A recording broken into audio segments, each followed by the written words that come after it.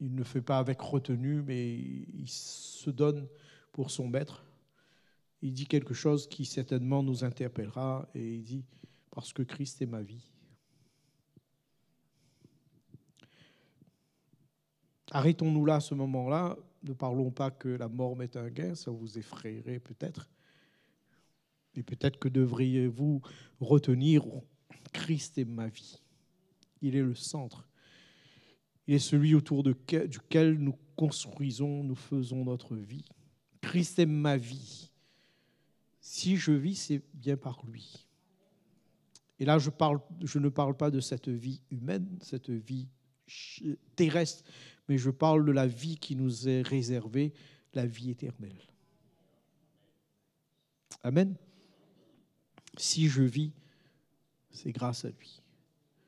C'est pour cela que nous pouvons proclamer « Christ est ma vie ». Frères, sœurs, je ne sais pas si c'est la notion que vous avez dans vos engagements, dans votre vie.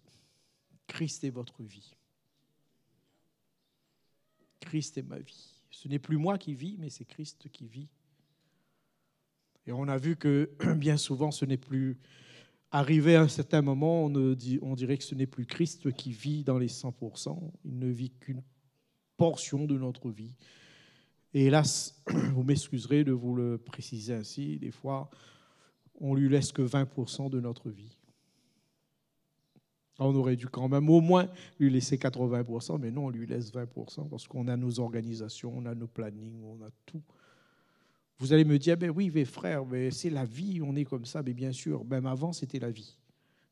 Même au commencement, c'était la vie. Ces hommes et ces femmes n'ont pas été les plus malheureux. Bien au contraire, quand ils s'étaient détachés, quand ils avaient, pour le peuple d'Israël, quand ils s'étaient détachés ou ils avaient pris une certaine décision de laisser que 20 ou 30% au Seigneur, ça ne les a pas avantagés. C'est une vie, c'est un choix, c'est une mode de vie maintenant parce que nous sommes dans son royaume, nous sommes sacrificateurs. Alors je devais prêcher ce matin sur le sacerdoce, mais ça va être la même chose, notre consécration. Paul, dans Philippiens, chapitre 1er, et je vous laisserai faire toute la lecture de ce chapitre 1er. On en retient pour le moment les quelques versets qui nous permettraient d'y réfléchir. Donc au verset 20-23, c'est Paul qui écrit donc aux Philippiens pour parler de sa consécration. Il faut en parler. Des fois, nos aînés en parlent de leur consécration, de leur vie, qu'ils ont tout abandonné pour se mettre au service du Maître. Après, des fois, on les regarde, c'est pas possible, surtout dans ce siècle-là, avec tant de choses qu'on nous propose. Alors du coup, après, quelques anciens se sont un peu réajustés sur le fait, se sont réajustés. Ah, j'aurais voulu plutôt que ce soit nos jeunes qui se réajustent et qui se réajustent dans leur vie à se consacrer entièrement au Seigneur. Amen. Parce que j'ai vu que le Seigneur ne nous retire rien de notre vie ici-bas, de nos activités, de nos investissements, de nos aides pour les uns et les autres, que ce soit dans nos détentes, de nos loisirs. Le Seigneur ne nous retire rien. Mais toutes ces choses se font sainement. Dans le service du Maître, à être le témoin à tout moment, à toute occasion, dans toutes les circonstances. Amen. Dans toutes les circonstances. Alors Paul, il dit, « Selon ma ferme attente et mon espérance, je n'aurai honte de rien, mais que maintenant, comme toujours, Christ sera glorifié dans mon corps avec une pleine assurance. » Dit-il, « Soit par ma vie, soit par ma mort, car Christ est ma vie et la mort m'est un gain. Mais s'il est utile pour mon œuvre que je vive dans la chair, je ne saurais dire ce que je dois préférer. Je suis pressé des deux côtés. J'ai le désir de m'en aller et d'être avec Christ, ce qui de beaucoup est le meilleur. » Ce qui de beaucoup est le meilleur. Matthieu et les autres disciples quittèrent tout et suivirent le maître. Et un jour, Pierre dira, Seigneur, ben écoute, nous avons tout quitté et nous t'avons suivi. Donc pour nous, qu'est-ce qui va se passer? Et Jésus leur répond, je vous le dis, c'est la vérité, dans le monde nouveau, le Fils de l'homme sera assis sur son siège glorieux. Et vous qui m'avez suivi, vous serez assis sur 12 sièges pour juger les 12 tribus d'Israël. Et tous ceux qui ont quitté maison, frères, sœurs, pères, mères, enfants ou champs, à cause de moi, tous ceux-là recevront 100 fois plus et ils auront aussi en partage la vie avec Dieu pour toujours. C'est pas réjouissant? Avons-nous compris le principe de la consécration? Pour les nouveaux baptisés, avez-vous compris le principe de la consécration? Du résultat que cela doit en découler. Avons-nous réellement compris qu'il nous faut le servir? Excusez-moi de vous le mettre et de vous le dire comme cela. Nous ne sommes pas là et Dieu ne nous a jamais demandé, jamais au grand jamais, parce que ça ne colle pas avec sa personnalité. Il ne nous a jamais demandé de lui rendre un service.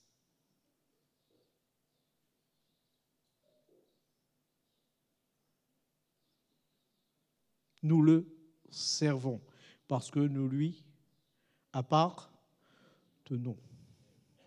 Nous ne rendons pas à Dieu un service. Ceux qui sont dans cette pensée, dans cet état d'esprit, vous êtes dans le faux. On ne rend pas un service à Dieu, mais on sert le Maître. Amen. Dieu n'a pas besoin de nous pour lui rendre un service. Il a des anges, des milliers d'anges, des légions d'anges pour faire le service. Et cela ne bronche pas, si ce n'est de ceux qui ont rebellé.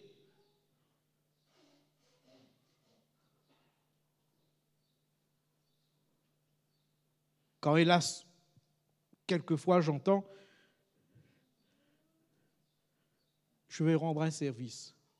Vous ne rendez pas de service, Dieu n'a pas besoin de vous.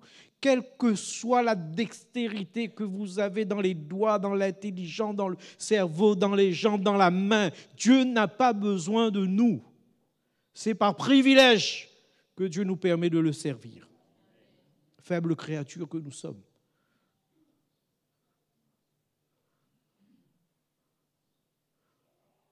Un ange ferait même au-delà de ce que nos 600 personnes, 600 membres ici, ou 1000 personnes feraient. Mais Dieu prend plaisir à nous voir servir. Prend plaisir à nous donner. Il nous a donné des bonnes œuvres, il nous a laissé des bonnes œuvres pour que nous les pratiquions. Il nous a laissé des services pour que nous les pratiquions. C'est bien étonnant, frères, sœurs, que nous ne servons pas l'Église, que nous ne servons pas notre Dieu. Quelques-uns sont-ils plus des élites, des héros? On se plaint et on se dit, ben oui, lui il est par-ci, lui il est ici, lui il est ici, lui il est ici, mais on est obligé de doubler, on est obligé de tripler, on est obligé de quadrupler, parce que les autres ne s'engagent pas et ne se donnent pas. Vous m'excusez de le dire comme ça, frères, sœurs. Vous me permettez de vous demander qui c'est qui sert dans l'église, s'il vous plaît? Dans les services?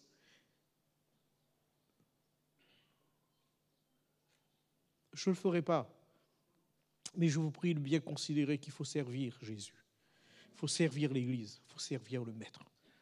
Vous croyez quoi? Que tout d'un coup, Dieu ne peut pas nous effacer? Vous savez ce que dit la parole de Dieu? Écoutez bien ce que dit la parole de Dieu. Ne craignez pas celui qui peut tuer le corps, mais craignez celui qui peut tuer le corps et l'âme. Vous savez que Dieu peut nous rayer, hein? Mais il ne le fait pas. Pourquoi? Parce qu'il est plein de patience et de miséricorde, parce qu'il nous aime, parce qu'il attend, parce qu'il est patient et il nous désire à son service. Sinon, on serait comme ce serviteur, il lui remet un talent, qu'est-ce qu'il fait? Et un talent, c'était quand même 50 000 € à peu près. Et lui, il dit, ouf, le maître ne donne que ça. Moi, je vais le servir, je sais qu'il est Dieu, il est difficile, et cela. Il vient même me demander alors qu'il a... Non, non, non, et il va l'enterrer. Et frères, sœurs, moi je vais vous le dire, c'est ce que nous avons fait. Hélas, pour quelques-uns, quand nous avons donné notre cœur au Seigneur, que nous lui avons promis de le servir, quand nous lui avons promis de nous engager avec lui et de nous donner à fond, entièrement à lui, il nous a donné ce talent. Ah, je vous prie, allez à l'endroit où vous l'avez enterré, où vous l'avez mis en fouille, et revenez devant le Maître, devant le Seigneur. Seigneur, je veux faire fructifier ce talent. Je comprends. Non pas que Dieu manque de personnes, parce que les chaises peuvent servir le Maître. D'ailleurs, les chaises sont en train de vous servir aussi, puisque vous êtes assis dessus. Dieu peut faire parler. Vous comprenez, frères, sœurs, toute l'importance pour nous de pouvoir saisir. Nous avons tout quitté, dit-il, Pierre. Nous avons tout quitté. Mais écoutez bien ce qui est dit là-dedans. Ça réjouit, ça peut que réjouir nos cœurs et nous faire agir surtout par la foi, parce que ce sera par la foi de toute façon. Je peux vous parler comme ça, je ne suis pas en train de faire la morale, mais je peux vous parler comme ça, mais ce sera par la foi que vous allez saisir ces choses. Et il dit... tout cela, tous ceux qui auront quitté maison, frères et sœurs, etc., comprenez bien dans ce que le Seigneur dit, il parle d'attachement, il parle d'importance, il parle de place. Il dit tout cela, recevront 100 fois plus, et regardez ce qui est dit, et ils auront aussi en partage. Vous voyez, Dieu ne nous prive pas, au contraire. Nous avons la vie éternelle, mais il nous donne aussi en partage les richesses d'ici-bas. Avec toute la sagesse, toute la modération qu'il faut, toute la sobriété que le Seigneur nous donne. Et cela, vous trouvez ce texte dans Matthieu 19, versets 27 à 29. « Et quiconque aura quitté à cause de mon nom ses frères ou ses sœurs, ou son père, ou sa mère, ou sa femme, ou ses enfants, ou ses terres, ou ses maisons, recevra le centuple et héritera la vie éternelle. » Amen. Dans nos parler, ce que nous sommes en train de dire, vous savez que frères, sœurs, si nous sommes assis dans cette salle, et si un jour Dieu a visité nos parents et les a touchés, nous a arraché des œuvres ténébreuses, c'est que des hommes et des femmes ont abandonné tout cela. Consciemment de ce qui allait se passer, consciemment qu'ils allaient être mis face à la mort, face aux persécutions. Ils allaient perdre toute richesse de ce monde, mais ils l'ont fait pour le Maître et pour le Seigneur, pour que nous, aujourd'hui, nous soyons là. Alors quand notre Maître nous demande serait-ce un petit service d'1 heure de temps dans notre semaine, pensez que c'est beaucoup? Dites-le moi, s'il vous plaît. Vous pensez que c'est beaucoup ou pas? Non, je sais que vous serez en colère avec moi, ce n'est pas grave. Non, c'est vrai, moi je vous le dis, ce n'est pas grave. Ce n'est pas grave, mais je vous le dis quand même. Parce que nous avons 24 heures. Et si sur 1 heure de temps, dans une semaine, nous ne pouvons pas, frères, sœurs, vous ne pourrez pas grand-chose. Je vous le dis, vous ne pourrez pas grand-chose.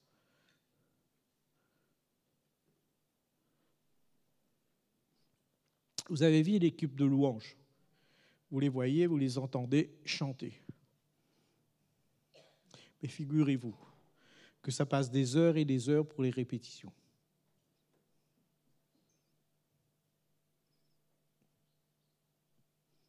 On n'arrive pas.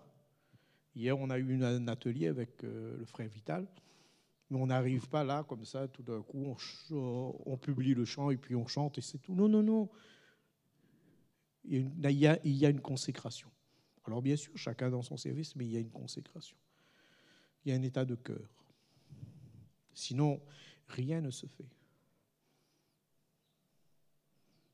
Alors, si quelques-uns sont conscients de cela, frères, sœurs, moi j'aimerais, toi qui t'es engagé avec le Seigneur, que tu sois aussi conscient de cela, du service.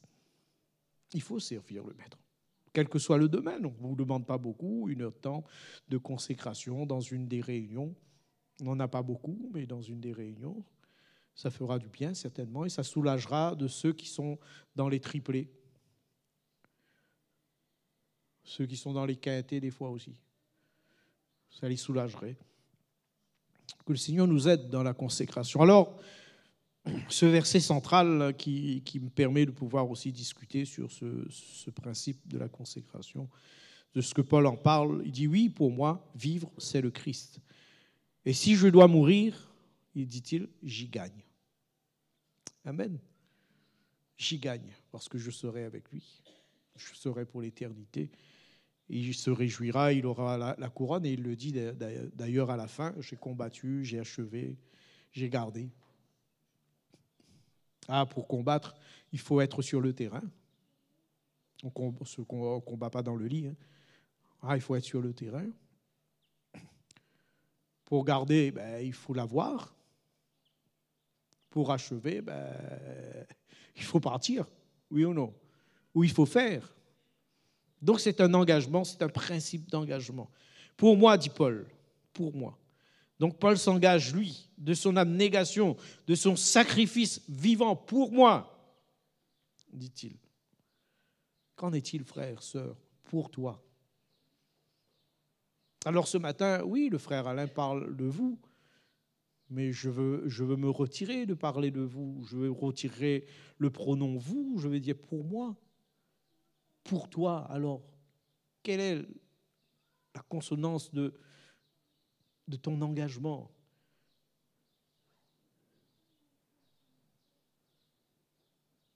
Qu'en est-il? Pour moi, il dit Christ est ma vie et la mort m'est un gain. Paul dit qu'il y gagne en acceptant la mort physique si cela devrait arriver à cause de la prédication de l'Évangile. La consécration est l'alliance que Dieu fait avec la maison d'Israël. Voilà ce qu'il est dit. Après ces jours-là, dit l'Éternel, je mettrai ma loi au-dedans d'eux. Je l'écrirai dans leur cœur et je serai leur Dieu. Et ils seront mon peuple. Dans Jérémie 31, verset 33. Vivre une vie de consécration est en harmonie avec le dessein de Dieu pour nous. Lui est en harmonie avec le dessein de Dieu. Cette affirmation de Paul pourrait être l'affirmation de chacun de nous. Même s'il doit subir une vie de souffrance, l'apôtre sait que cette vie sera consacrée au royaume de Christ pour la faire progresser. Pour lui, personnellement, la mort lui sera un gain. L'arrêt de ses souffrances et l'entrée dans la joie éternelle lui sera un gain. La mort est une grande perte pour l'homme naturel ou pour celui qui est attaché au bien éphémère de ce monde, car il perd tous ses avantages terrestres, tous ses espoirs de la vie d'ici-bas. C'est ce que l'homme charnel pourrait même se mettre en colère si Dieu lui dirait de faire le contraire de ce qu'il aurait prévu. Vous avez vu, même quand Dieu, des fois, nous dit quelque chose, du coup, on a déjà un petit peu des stratégies dans notre tête, il nous dit quelque chose et c'est le contraire, comment tout d'un coup on est réactionnel. Ça ne vous est jamais arrivé? Moi, oui, à un moment. Ah, j'avais décidé ça dans ma tête, et puis tout d'un coup, voilà, quand une parole arrive, c'est le contraire. Je dis, bon. Après, cependant, je me disais, il vaut mieux l'écouter lui que moi, parce que c'est lui qui a autorité sur ma vie. C'est lui qui a priorité sur ma vie. Frères, sœurs, vous savez que c'est Christ qui a priorité sur votre vie?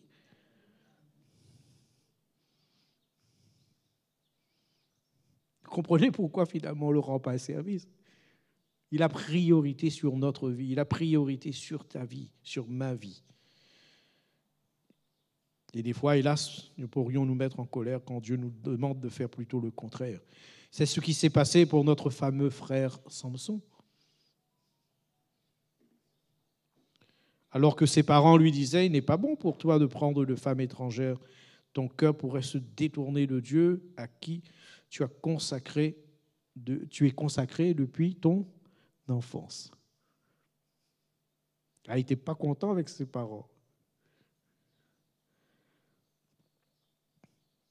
Ah, il faut veiller, frères, sœurs, sur notre consécration. Beaucoup de choses de ce monde actuel peuvent nous amener à dévier de cette vie de consécration. Il n'aurait fallu juste le temps d'une causette, juste le temps d'un orgueil, d'un projet, d'une décision personnelle pour basculer.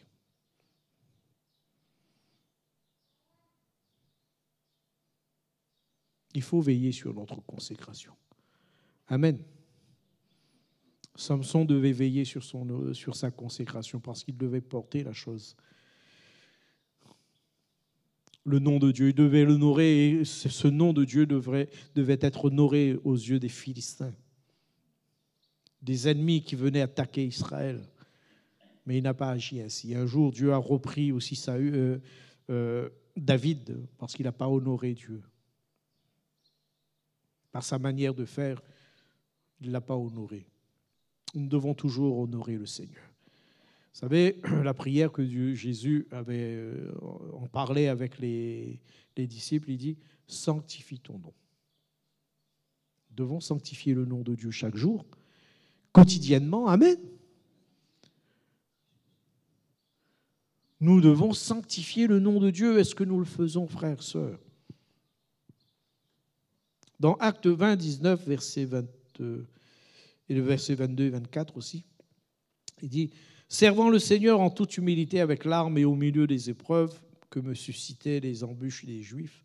Et maintenant, voici, lié par l'Esprit, je vais à Jérusalem. Ne sachant pas ce qui m'y arrivera, seulement de ville en ville, l'Esprit Saint m'avertit que des liens, des tribulations m'attendent. Mais, dit-il, je ne fais pour moi-même aucun cas de ma vie. Comme si elle m'était précieuse, pourvu que j'accomplisse ma course avec joie et le ministère que j'ai reçu du Seigneur Jésus, d'annoncer la bonne nouvelle de la grâce de Dieu. » Vous entendez ces propos quand même? Il parle de sa consécration, il parle de son engagement, il parle de ses vœux qu'il a fait au Maître, au Seigneur. Il s'est engagé. Il a dit des choses. Ah, ne faisons pas de vœux à la légère. Ne prenons pas un engagement à la légère, mais soyons sérieux dans ce que nous avons dit au Seigneur. Vous vous dites, les années sont passées. Personne n'a entendu peut-être, mais toi, tu sais ce que tu as dit devant le Maître. Et lui, il l'a inscrit. Parce qu'il a inscrit nos paroles, vous le savez. Lui, il l'a inscrit dans son livre. Il l'a inscrit. Frères, sœurs, peut-être à l'image de Paul, nous pourrions aussi renouveler cette vie, cette consécration, mais je ne fais pour moi-même aucun cas. Alors oui, on essaie de se sauver un petit peu des moments difficiles. C'est un peu naturel au final. Quand arrive la mort qui se présente, on essaie de se sauver de ça. Mais pourrions-nous comprendre que Christ a priorité sur nos vies, sur nos manières, sur nos décisions? Mais cependant, il ne nous mettra jamais en difficulté. Vous le savez, ça, quand même. Tout d'un coup, peut-être qu'on va réagir. Oui, mais là, je ne peux pas. Non, mais il ne te mettra jamais en difficulté. Parce qu'il cherche ton bien. Parce que tu es son enfant. Tu es son bien-aimé. Il t'aime d'un amour éternel. Tu es précieux à ses yeux. Penses-tu qu'il te fera du mal quand il te dit non, tu ne fais pas ça, il faut que tu fasses ça avant? Parce qu'il a priorité sur nous. Mais cependant, nous a-t-il déjà forcés? Non, il nous parle, mais il ne nous a jamais forcé la main. Il ne nous a jamais forcé la main. Je ne fais pour moi-même aucun cas de ma vie comme si elle m'était précieuse, pourvu que j'accomplisse la volonté de Dieu. Que ce soit, frères et sœurs, nos paroles devant le Maître ce matin.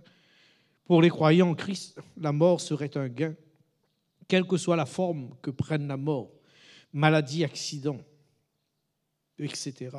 Car la mort les délivre de tous les maux de la vie et leur permet d'expérimenter la présence du Seigneur. Tout vrai enfant de Dieu peut dire avec confiance, Christ est ma vie et la mort m'est un gain. En ce qui nous concerne, la mort nous arracherait-elle à la terre ou la mort nous propulserait-elle vers le ciel? Vous savez, si on est accroché aux choses de la terre, Ça sera difficile. On y pleurera. Alors oui, bien sûr, je ne parle pas dans nos sentiments. Vous comprenez bien, on a des sentiments, c'est tout à fait normal. Mais est-ce que la mort, si tant est que la mort arriverait, est-ce qu'elle nous arracherait de la terre? C'est-à-dire force comme ça, là? Ou est-ce qu'elle nous propulserait au contraire vers le ciel?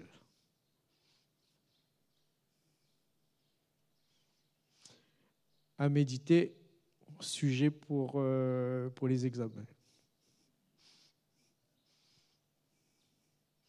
Ah, c'est une grande réflexion, oui ou non? Et je ne vous demande pas de réponse parce que c'est chacun quand même qui voit dans son cœur. Hein, qui voit dans son cœur. Il m'arrive des fois, oui, je me dis, ben, la mort me pousserait. Mais il arrive des fois aussi, je dis, ah, ben, arracherait quand même. Hein. Je pense à mes petites filles, je pense pas aux richesses parce que bon, je ne me suis pas attaché, déjà, j'en ai pas beaucoup. Donc, mais dans l'affection, vous comprenez, dans l'affection. Mais ce que je veux dire, c'est que est-ce qu'on serait prêt à ce moment-là, si la mort viendrait, à nous compromettre pour ne pas mourir, à abandonner la voie de Dieu parce qu'on nous demande de renier le Maître? On nous demande de confesser que Jésus n'est pas le Fils de Dieu. Vous voyez là où c'est que je veux en venir? Je ne parle pas de vos sentiments, c'est tout à fait normal. On y pleure, c'est normal. Comme ce jeune homme, il était tellement attaché à ses richesses qu'il a abandonné l'invitation du Maître. Il dit, il est devenu tout triste quand le Seigneur lui a dit, non, vends tous tes biens, puis suis-moi. Il était triste, pauvre. Il n'avait pas compris que celui qui était en face de lui, celui qui lui demandait, qui l'invitait, était bien plus riche que les quelques richesses qu'il avait ici-bas. Et que celui-là pouvait lui donner au-delà. Comme disait quelqu'un à son ami, toi tu as toutes les richesses de la terre et je les vois, elles sont nombreux. Mais lève la tête. Regarde toutes les richesses que j'ai. Le ciel est mon héritage. Et tout cela, c'est mon Dieu qui me le donne. Amen. Amen. Amen, frères et sœurs. Oui, voilà ce qui nous attend. Nous sommes héritiers, co-héritiers. Le Seigneur, la consécration se définit par mettre à part ou dédier quelque chose comme saint à des saints sacrés. La véritable réussite dans cette vie résulte de la consécration de notre vie, c'est-à-dire de notre temps, de nos choix qui servent au dessein de Dieu, au plan de Dieu. Amen. Qui servent au plan de Dieu. Tout ceci est arrivé afin que je vive pour Dieu. Avec le Christ, je suis mort sur la croix. Et Paul le dit aux Galates, qui tout d'un coup s'étaient détournés, et il dit, je suis mort pour la croix. Je vis, mais ce n'est plus moi qui vis, c'est le Christ qui vit en moi. Maintenant, ma vie humaine, je la vis en croyant au Fils de Dieu qui m'a aimé et qui a donné sa vie pour moi. Amen. Qui a donné sa vie pour moi. Dans Galates 2, versets 18 à 20. Plein d'une ardente ferveur pour son sauveur, Paul, en retour, était prêt à être une libation pour Christ. Libation, c'est ce qu'on répand, le parfum, hein, à la fin qu'on répand sur l'offrande. Et ça faisait monter une odeur agréable. Être une libation pour Christ, comme le vin versé sur les sacrifices, en Nombre 15, et vous pouvez le lire aussi dans Nombre 15. Il avait la même pensée que les hommes de David qui avaient risqué leur vie pour réaliser le souhait du roi. Ruth aussi a montré un amour et un dévouement que rien ne pouvait refroidir. Et on voit Paul donc servir ceux qui formaient l'Église, la plénitude de celui qui remplit tout en tous. Et il se donnait, même s'il disait que les églises me donnent des soucis, dit-il. Mais je veux rester pour pouvoir les aider. Je veux rester pour pouvoir les encourager. Les hommes de David, quand David a dit qu'il aimerait boire un peu d'eau de cette fontaine, et puis quelques hommes sont descendus au péril de leur vie, au risque de leur vie. Quand ils ont ramené l'eau, David ne pouvait le boire parce qu'il voyait l'attachement, l'abnégation de ces hommes pour leur vie, leur propre vie. Et il dit, je ne peux boire cela et je vais répandre devant l'Éternel. Parce que ces hommes étaient véritablement engagés. Qu'en est-il, frères, sœurs, de notre engagement? Nous avons une belle histoire, imaginant l'esprit de la consécration dans celle de Ruth, dans son engagement. Alors, je ne sais pas si vous l'avez lu et relu, ce texte, quel encouragement. On en trouve beaucoup de leçons dans l'amitié, dans l'engagement, dans la détermination. Et on peut trouver quelques leçons, alors que sa belle-mère l'empresse de partir, de retourner dans sa vie ancienne, vers son peuple, vers sa famille de sang, vers ses amis d'enfance. Elle reste attachée, elle est engagée. À partir de ce moment, beaucoup de disciples. Et on voit aussi dans la personne de Jésus, quand il a fallu prendre certaines décisions pour les disciples. Dit alors les 12 disent Jésus dit aux apôtres, est-ce que vous ne voulez pas partir, vous aussi? Et Simon lui répond, Seigneur, à qui pouvons-nous y aller? À qui pouvons-nous aller? Tu as les paroles de la vie éternelle qui permettent de vivre avec Dieu pour toujours. Et nous croyons et nous savons que toi, tu es le Saint, le Fils de Dieu, venu de Dieu. Quelques-uns, hélas, cependant, s'en est allés.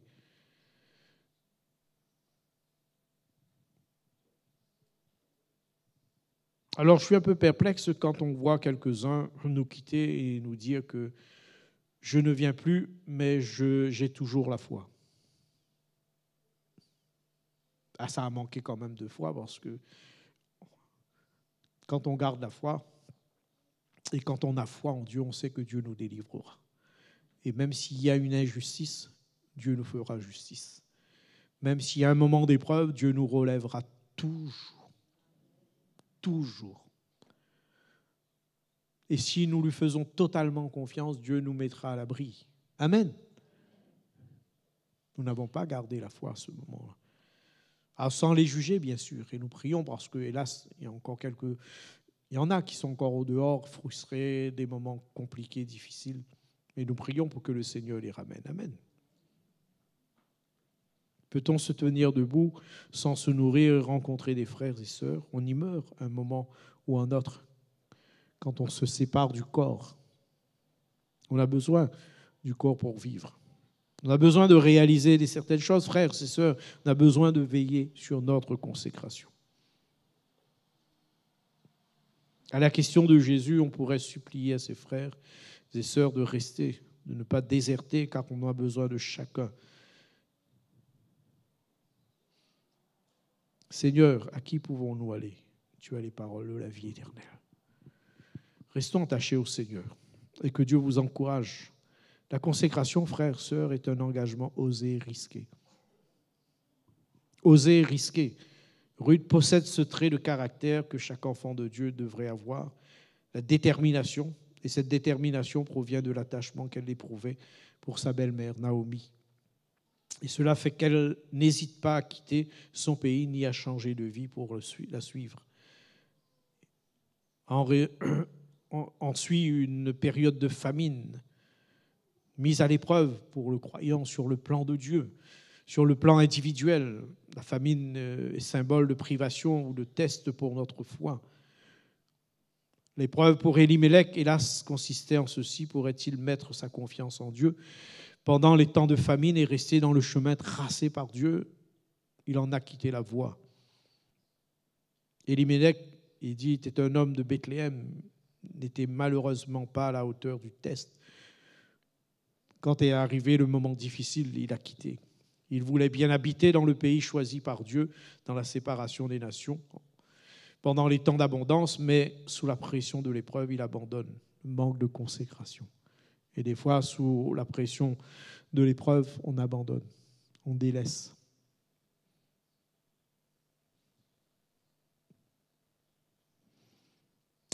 Nous devons veiller sur notre consécration. Nous lui avons dit, nous lui avons promis de lui rester fidèle. En période de famine, ceux-ci peuvent trouver trop pénible des fois le combat pour maintenir un chemin de séparation. trop éprouvants. Ils sont tentés d'abandonner le combat de la foi pour s'installer tranquillement dans quelques vallées retirées, et comme ça a été pour Élimélec, pensant qu'ils seront tranquilles. Hein. Là-bas, il y a de l'abondance, et puis mais ça peut cesser les abondances de ce monde. Vous savez, c'est comme une citerne crevassée qui ne retient pas l'eau. Mais auprès du Seigneur, c'est une source permanente. C'est une source fidèle. Amen. Où jaillit l'eau qui nous permet de vivre, de maintenir, d'affronter les épreuves, même les plus rudes, les plus dures, d'atteindre le ciel où il nous saisit par la main. Qu'en est-il de notre consécration? Comme Élimélec, nous devons, à travers d'expériences douloureuses, apprendre à connaître les amères conséquences de nos décisions. Frères, sœurs, avant qu'il ne soit trop tard, Dieu nous prévient et Dieu nous montre. Ne prenons pas des décisions hâtives, mais restons attachés au Seigneur. Nous lui avons promis notre consécration, de nous sanctifier, de nous mettre à part. C'est la consécration. Continuons à le faire et faisons-lui confiance qu'il nous aidera. Et si nous passons par le creuset, nous passons par un temps difficile, restons dans le silence et laissons le Seigneur faire. Laissons le Seigneur nous façonner. Et nous serons bien mieux parce que nous comprendrons certainement des autres choses, les choses. Et peut-être que le Seigneur nous prépare pour plus dur, pour supporter ce qui arrivera peut-être dans quelques temps. Nous sommes tranquilles, vous l'avez vu. Nous sommes tranquilles, mais pourraient arriver aussi des temps de plus en plus durs et difficiles. Déjà, nous le ressentons économiquement. Nous le ressentons, hélas, dans la vie sociale, puisqu'il y a beaucoup de violences qui augmentent de plus en plus. Nous le ressentons dans le fait du manque de respect, puisque en tant que chrétiens, c'est bien ce qui nous tient aussi, le respect quand même. Mais nous le ressentons et on le vit mal. Je ne sais pas vous, mais on le vit mal, oui ou non?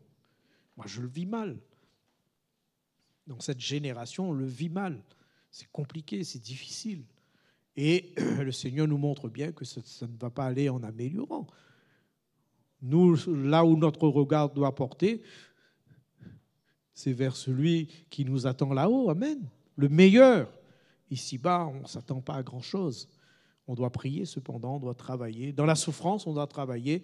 Dans les moments d'abondance, on a travaillé. Dans les moments de disette, il nous faut encore travailler. Mes frères, sœurs, ce que je suis en train de dire, c'est d'être prêts pour cela. Si nous ne sommes pas consacrés, ce n'est pas dans les moments difficiles que nous serons consacrés. On va fuir. Mais il faut que nous veillions sur notre consécration. Il faut que nous comprenions bien le principe de ce que Dieu nous demande. Cet esprit de sacrifice, d'engagement. Nous ne lui rendons pas service, mais nous le servons. Il a priorité sur nous, il a priorité sur nos plannings, il a priorité sur nos vies. Et permettez-moi quand même de le préciser. Ce n'est pas un maître qui nous met sous le joug. Ce n'est pas un maître qui nous rend esclaves. Bien au contraire. Bien au contraire. Il nous respecte. Bien au contraire. Il nous montre comment vivre et comment bien vivre. Amen. Il a priorité sur notre vie.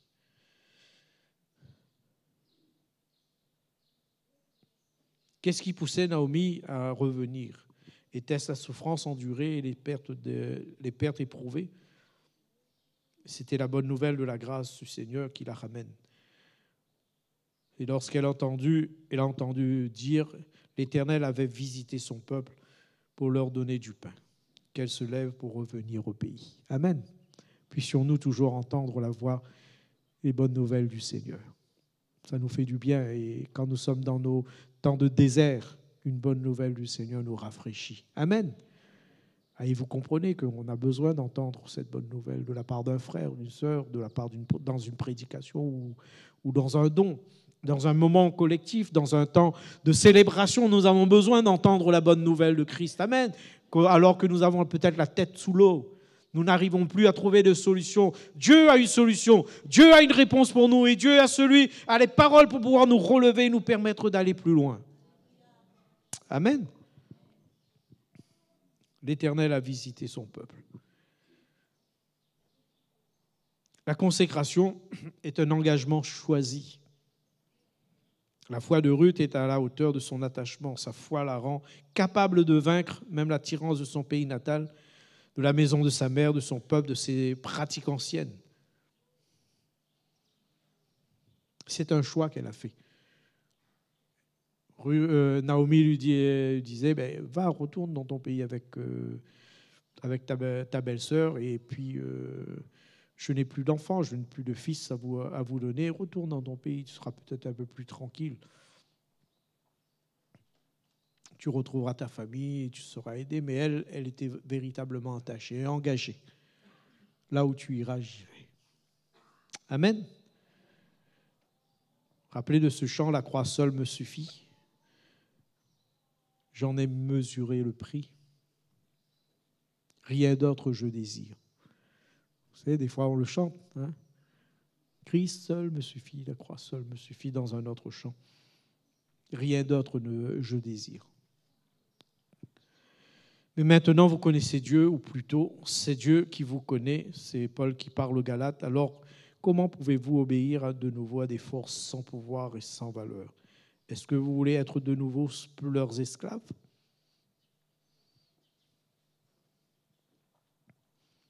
Parce que cela venait et troublait les Israélites, troublait les Galates dans le choix qu'ils avaient fait de suivre le Maître, de suivre le Seigneur et d'accomplir la volonté de Dieu. Et tout d'un coup, ils étaient troublés. Et Paul leur dira, mais qui vous a arrêté dans votre course? Vous couriez si bien, mais qui vous a arrêté? Frère, sœur, qui t'a arrêté dans ta course, toi qui courais si bien? Toi qui étais presque partout, qui t'a arrêté dans ta course?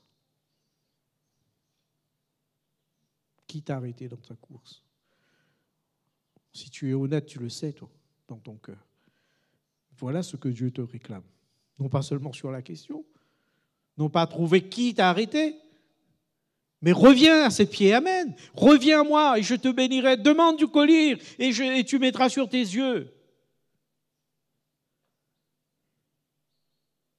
Repens-toi.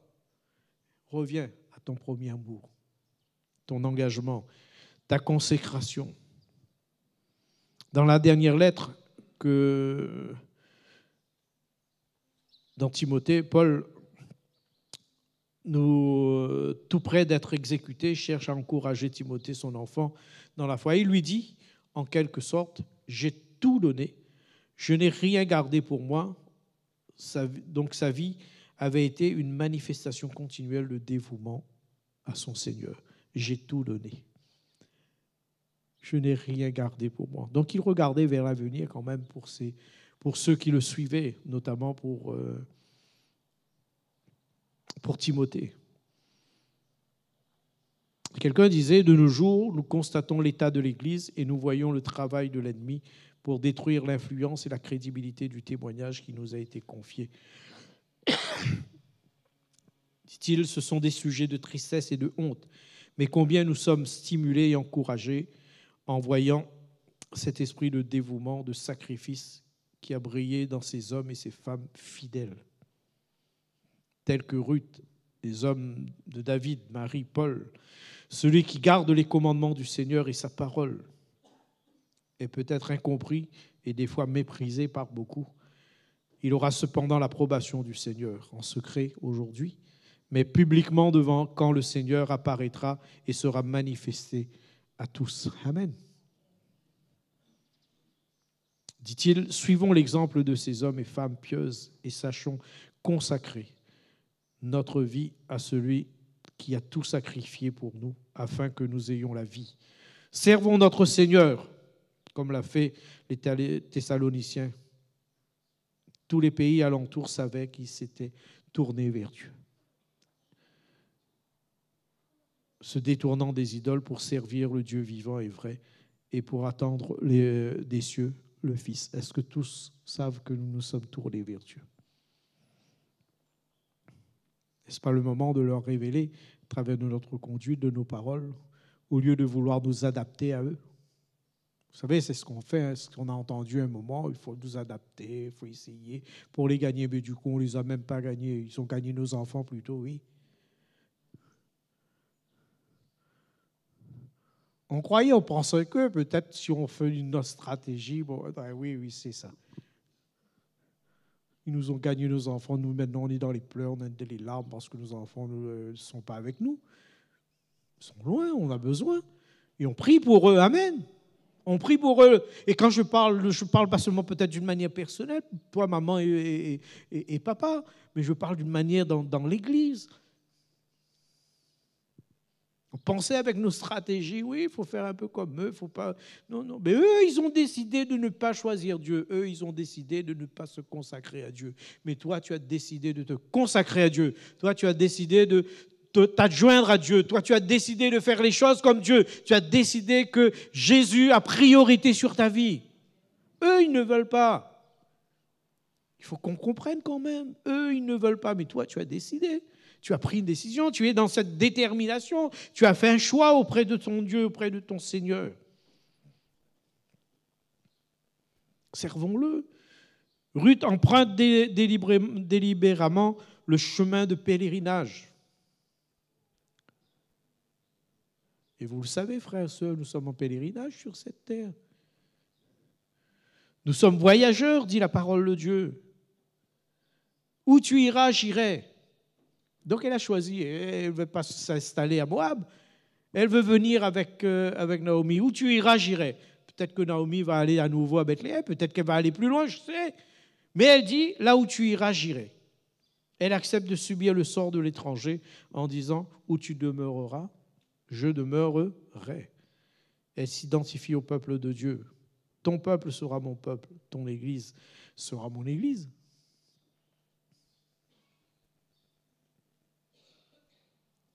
Elle met sa confiance dans le vrai Dieu.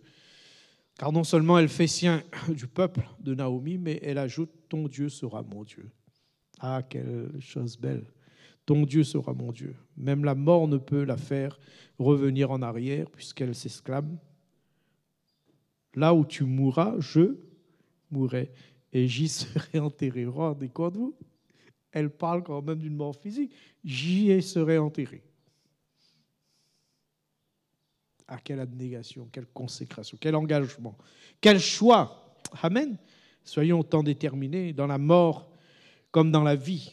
Sommes-nous allés jusqu'à mourir à la croix avec Jésus? C'est cela la consécration. Elle s'identifie à Naomi. Sommes-nous, nous, identifiés à Jésus? Lui qui n'a ni éclat ni beauté. Est-ce que nous nous sommes identifiés? Vous savez que nous sommes en lui, nous sommes cachés en lui, nous sommes vus en lui. Donc il nous faut rester en lui. Est-ce que nous nous identifions à Christ? Elle revendique par conséquent pour elle-même le peuple de Dieu.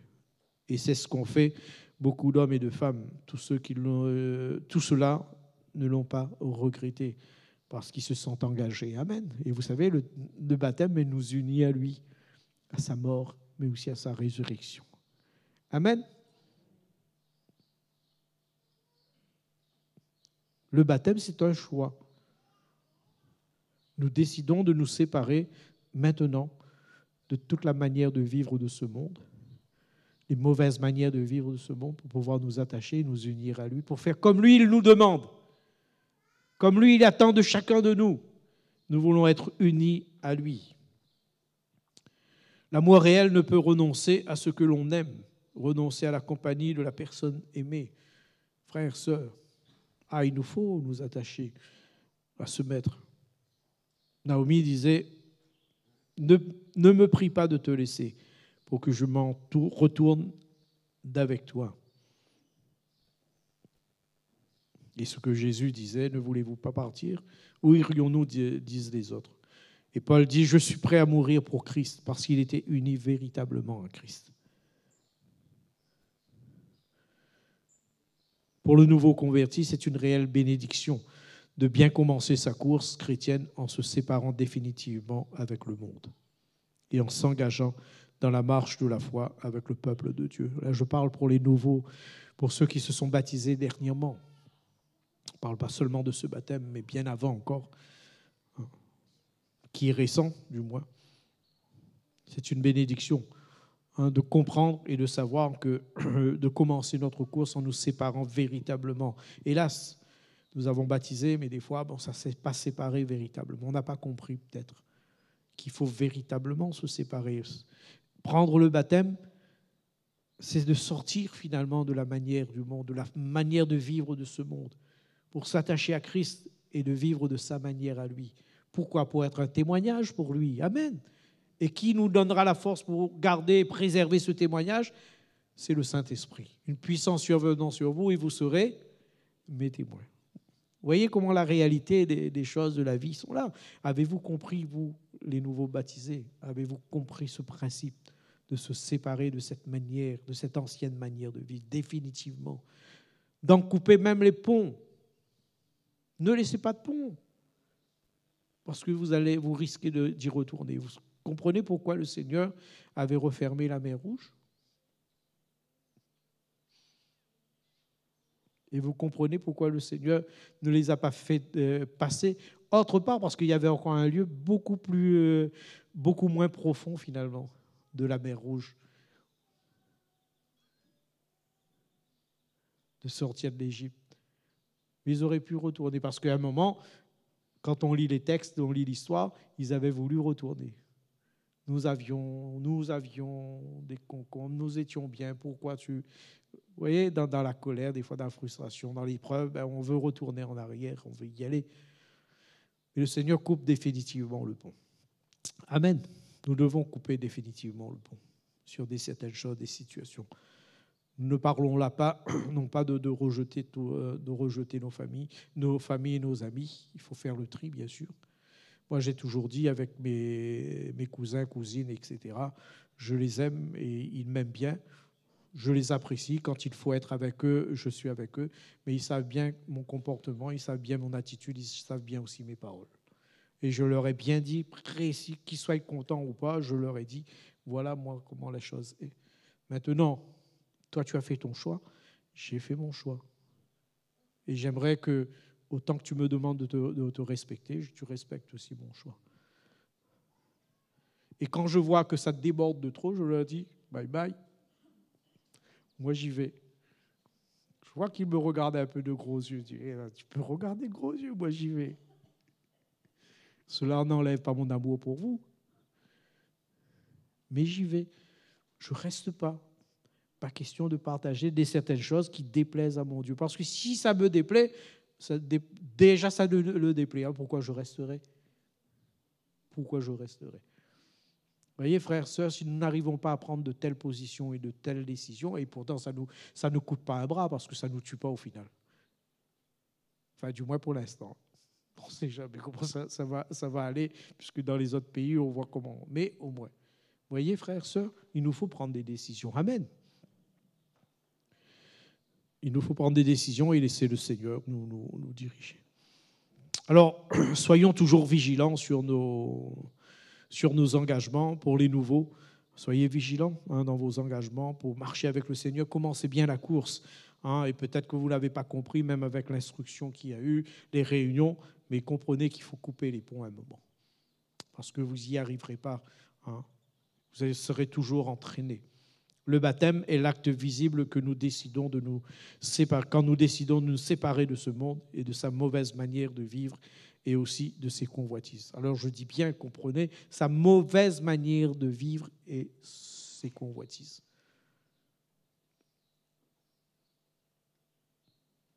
Ça nous protège et Dieu veut que nous vivions selon sa parole et comme lui le désire. Paul constatait aussi chez les Corinthiens, après avoir bien commencé, ils étaient devenus lents à faire des progrès spirituels parce que la mondanité, la sagesse de ce monde leur était un obstacle. Et les Galates firent aussi un bon début. L'apôtre Paul reconnaissait qu'ils couraient bien, mais ils ont été arrêtés dans leur course. Tombés sous l'emprise des faux docteurs, ils étaient tombés. Ils s'étaient ralentis par le légalisme. De même aujourd'hui, beaucoup semblent bien commencer et promettent de devenir des chrétiens consacrés, mais dans la suite de leur vie, ils font du surplace spirituel. Ils ne font plus de progrès dans la grâce, dans la connaissance du Seigneur, dans leur service. Ils ne font plus de progrès. On les voit succomber aux attractions du monde ou tomber sous l'influence des faux docteurs et deviennent des fois, hélas, légalistes. Quelqu'un disait, quand j'arrête d'être en marche, le risque est de me contenter de ce que je suis. Parce que je me suis arrêté. Et l'apôtre Pierre rappelait aux chrétiens que le chrétien est étranger, voyageur sur la terre. Mais vous, vous êtes un peuple élu, une communauté de rois prêtres, une nation sainte, un peuple que Dieu a pris pour sien, pour que vous célébriez bien haut les œuvres merveilleuses de celui qui vous a appelé à passer des ténèbres à son admirable lumière. Car vous qui autrefois étiez dans son peuple, n'étiez pas son peuple, pardon, vous êtes maintenant le peuple de Dieu, vous qui n'aviez pas obtenu compassion, vous avez désormais obtenu compassion. Alors, mes chers amis, vous êtes dans ce monde comme des résidents temporaires, des étrangers. C'est pourquoi je vous demande ne cédez pas au désir de l'homme livré à lui-même. Ils font la guerre en vous. Ayez une bonne conduite au milieu des païens. Ainsi, dans les domaines même où ils vous calomnient, en vous accusant de faire le mal, ils verront les bonnes actions et loueront le Dieu le jour où le Seigneur interviendra pour leur vie. Le risque, frères et sœurs, est de se laisser aller en cédant au désir de l'homme livré à lui-même. Quelques-uns diront, qu'est-ce que vous voulez? Je suis comme ça. Mais laissez le Saint-Esprit vous transformer. Je m'installe dans ce que je suis. Pierre montre que ce sont ceux qui vivent sans chercher ce que Dieu veut, ceux qui s'endorment sur ce que leur nature humaine leur dicte et leur montre. Quand j'oublie que je suis étranger voyageur, je m'arrête. Je m'arrête. À ce que je suis, à ce que je peux recevoir, à ce que je peux devenir. Je deviens consommateur des choses de Dieu. Et tout va tourner autour de nos intérêts personnels, nos propres intérêts, mes intérêts. On vient au culte pour recevoir mes biens. Je les possède pour que j'en profite. Et idem pour mon temps, je me suis fait du bien. Ah, c'est un peu l'expression qu'on utilise. Ce n'est pas un tort, ce n'est pas un mal non plus, mais je me suis fait du bien. Mais est-ce que tu as fait du bien à l'ensemble? Vous voyez, frères, vous voyez un peu la différence? Parce que si on vient pour pouvoir donner, pouvoir faire aussi du bien au peuple, on se prépare devant le Maître, devant le Seigneur. On ne veut pas seulement nous faire du bien. Ça a été bien, les louanges, les chants, la prédication ou autre, etc. Non. Je ne viens pas seulement pour me faire du bien, mais je viens aussi apporter le bien. Je viens aussi être l'outil du Maître. Amen. L'outil du Seigneur. Que par un sourire, que par un don, que par un service, mais je viens servir le Maître. Amen. Je viens servir le Maître. Nous ne sommes pas des consommateurs. Mais nous sommes de ceux qui contribuent à rendre un culte honorable à Dieu. Amen. Frères et sœurs, j'en arrêterai là parce qu'il y a encore un point, mais j'en arrêterai là parce que je veux que vous reteniez bien la nécessité de cette consécration de cette vie, la nécessité de comprendre que nous ne rendons pas un service à Dieu, mais nous servons le Maître. Il nous a appelés à le servir. Amen. Et qu'il a la priorité sur notre vie. Retenez bien, il a la priorité sur notre vie. Qu'il soit le centre de nos actions, qu'il soit le centre de nos paroles, qu'il soit le centre de nos décisions. Christ doit avoir la priorité. Pour vous, les nouveaux, comprenez qu'il faut décider de vous séparer de ce monde, de cet état de ce monde, de cette manière de mauvaise manière de vivre qui vous entraînait dans le malheur, dans des souffrances, pour pouvoir ressembler à Christ, être unis à lui et être un témoignage plutôt pour ceux qui vous regardent. Même s'ils vous calomnient, mais ils vous regardent, ils savent que vous appartenez au Christ et au Sauveur. Amen. Que Dieu vous bénisse, que Dieu vous encourage. Courbons nos cœurs un moment et louons le Seigneur pour ce privilège de cette vie qu'il nous donne. Merci Seigneur. Tu nous connais parfaitement et tu connais mes frères et mes sœurs. Je te prie de les aider, de les encourager. Seigneur, donne-nous à vivre cette vie de consécration à l'image, Seigneur, de Ruth, qui disait, là où tu iras, j'irai. Là où tu mourras, je mourrai, je serai enterré. Ton Dieu est mon Dieu, ton peuple est mon peuple. Un engagement total. Comme le dit Paul, Christ est ma vie et la mort m'est un gain. Christ est ma vie. Seigneur, aide-nous à comprendre ces principes. Tu es notre vie. Seigneur, si tu n'étais pas venu, on serait mort éternellement, non seulement physiquement par la suite, mais mort éternellement. Mais tu es venu pour nous donner la vie. C'est en toi que nous voulons cacher. Tu es notre vie, Seigneur. Tu es notre existence. Tu es notre source. Tu es notre quotidien. Et nous voulons sanctifier ton nom. Seigneur, et nous voulons comprendre et réaliser pour ceux qui peut-être n'avaient pas saisi, Seigneur, l'idée du service, qu'ils puissent se mettre à ton service, Seigneur, à la disposition pour te servir, pour servir les frères, pour servir l'Église, au nom de Jésus. Oui, nous te remercions et nous bénissons ton nom. Merci Seigneur. Alléluia. Louons le Seigneur. Adorons-le de tout notre cœur. Alléluia. Élevez vos voix et remerciez le Seigneur. Alléluia.